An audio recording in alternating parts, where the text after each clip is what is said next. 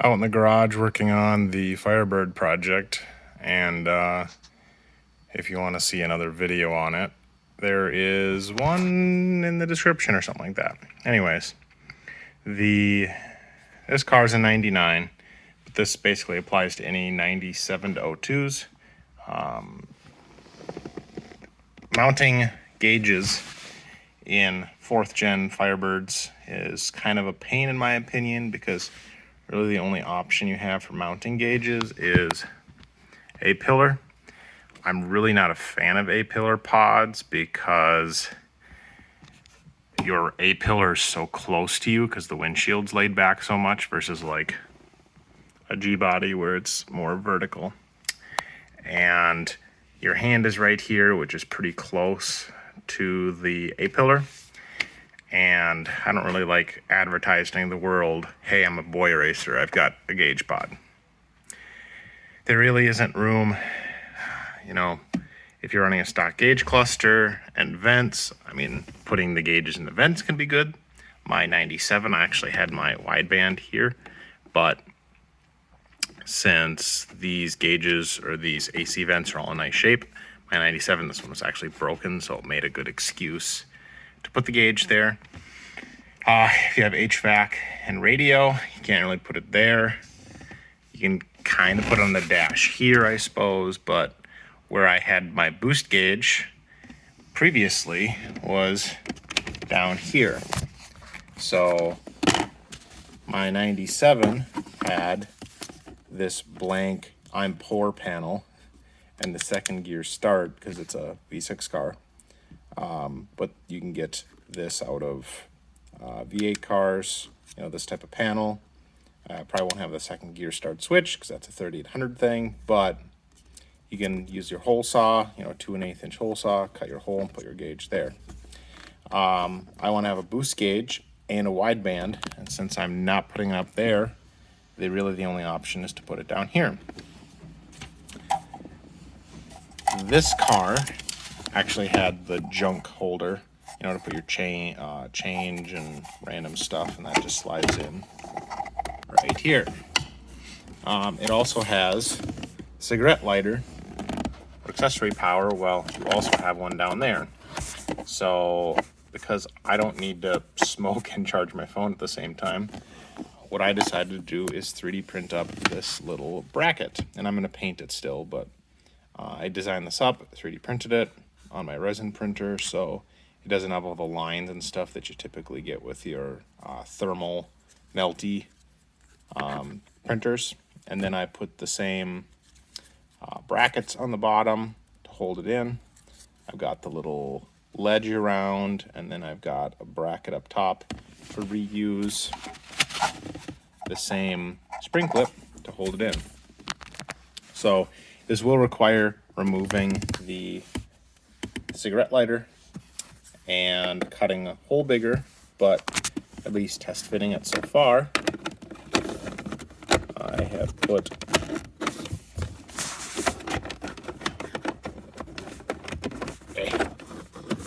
it does work.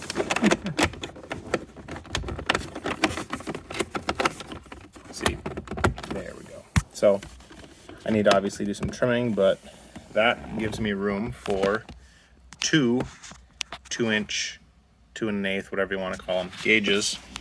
And then I'm gonna paint that to match the center console, and that'll be a nice place for my boost gauge and my wideband gauge right down there. So like I say, quick project. I'm gonna get this cut out, painted, installed, and show you what I got. Print complete.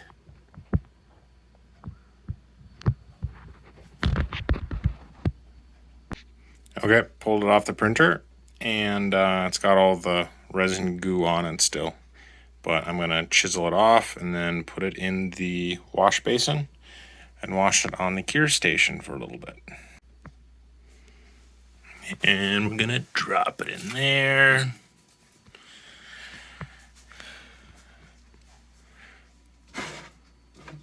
Gonna put the lid on it.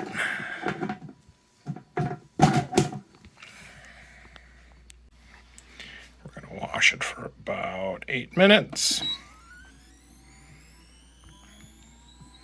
Then it does the little scientific type twirly thing in there with some acetone and clears all the resin off.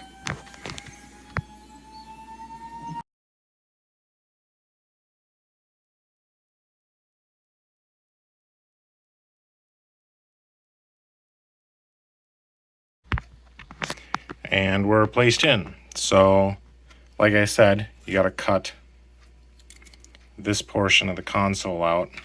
And then I just used a Dremel with either a cutoff wheel or a grinding wheel and a utility knife to cut the shape on the right side to what it actually needs to be. And you're going to see on the back, this bracket here is a carryover from the original junk drawer. And that other bracket right there is where the other one from the also original junk drawer used to sit. And then there's this little tab, focus, that slides into that slot there. So basically, when I install it, transfer the locking steel tab over, put the top in first, and make sure that's locked in, and then slide it carefully to the bottom. Focus again. A couple tweaks you're going to want to notice is I have a C-shaped locating on both the left and the right sides. You want to make sure that the outside of the bracket, the gauge pod, has a little bit of clearance to the inside of the rectangle you're going to cut in the console. The console is ABS, pretty firm. This 3D printed part is also pretty firm, but this is a lot more brittle and the part is smaller than the ABS. So this, you see how many ABS consoles are broken from fat people putting all there, or clumsy people, I guess, too. I don't want to just discriminate against the chubby among us. The ABS consoles get destroyed pretty easily. And this 3D printed resin, although, like I say, it's pretty decent, it's a lot smaller than your ABS part. So I got my air fuel ratio gauge in here, the wideband display. I'm going to put the boost pressure gauge in there and make sure everything's fit. This is an old Innovate LC1 from like 12 years ago. So it has the calibration button that I have to get drilled in here. But otherwise, it's kind of a nice way. It looks very factory, and I'm pretty happy with the layout. If you want one, shoot me a message. I might print one up. Got a printer over there, so yeah. And we're installed. So I got the light hooked up, and boost gauge is installed. Wideband is installed.